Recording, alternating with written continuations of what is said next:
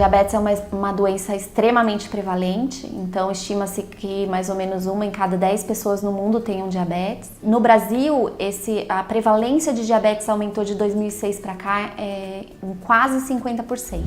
Diabetes mellitus é basicamente um aumento de açúcar no sangue. A gente tem 2 tipos de diabetes basicamente, né? Hoje em dia nós sabemos que nós temos várias formas da doença, mas basicamente 2 tipos.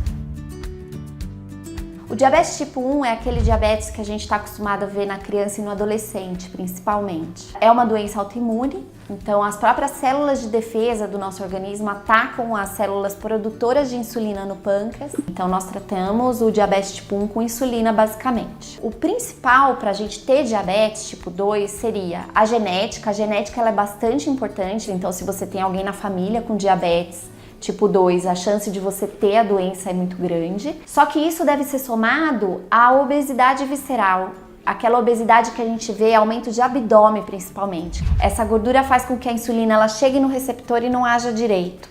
E aí o pâncreas ele começa a produzir cada vez mais insulina para vencer essa resistência. Com o tempo essas células não aguentam e vão morrendo. O diabetes é uma doença de causa genética, ponto. Assim como a obesidade. Quando eu falo obesidade, vou falar do par diabesidade, elas andam juntas. São doenças que têm um fundo genético fundamental. Se não houver esse fundo genético, os pacientes têm pequenas chances de desenvolver a diabesidade. Ela é primariamente uma doença silenciosa, porque quando ela causa sintomas, essa doença ela já está bastante avançada. Então eu só vou ter sintomas de diabetes quando a minha glicemia já está muito elevada. Hoje em dia a gente fala sobre pré-diabetes, já é uma doença, já tem que ser considerada uma doença. As pessoas que têm esse diagnóstico de pré-diabetes, elas já têm 30% de chance de ter alguma complicação de diabetes. Então se a pessoa faz o acompanhamento direitinho, está notando aumento de glicemia, pré-diabetes, inicia um tratamento, dificilmente ela vai ter um sintoma. Mas se ela diagnosticou com a glicemia já muito elevada, os sintomas são aumento de sede, aumento da quantidade de urina, né? Muitas vezes a pessoa levanta muitas vezes à noite para ir ao banheiro. Fome, então a pessoa tem bastante fome e emagrecimento. Então apesar da pessoa ter muita fome, comer mais, ela está em emagrecimento. Então são sinais de alerta que a sua glicemia já pode estar bastante elevada.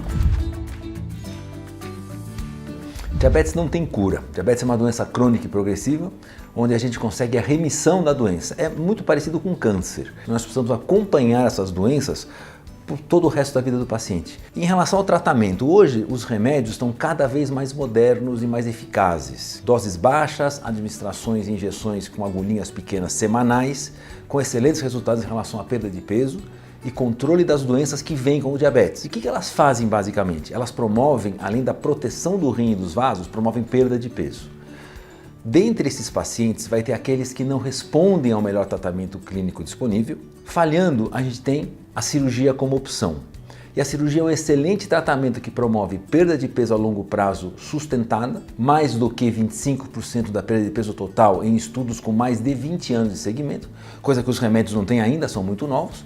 E com essa perda de peso há controle da glicemia e, portanto, controlando a glicemia, baixando o peso, se controla as complicações que podem vir do diabetes. Dos rins, que é a principal causa de diálise no Brasil e no mundo, é por diabetes, e a prevenção dos derrames e dos infartos do miocárdio. O tratamento cirúrgico é basicamente por diabetes tipo 2. É o mais comum, 98% dos pacientes ou 97,5% dos pacientes portadores de diabetes, eles têm diabetes tipo 2. Agora, diabetes tipo 1, quando tem obesidade grau 3, que é o índice de massa corpórea, peso sobre o quadrado da altura, maior do que 40, a gente indica a cirurgia não para resolver o diabetes, mas sim para tratar as outras doenças que vêm junto com a obesidade.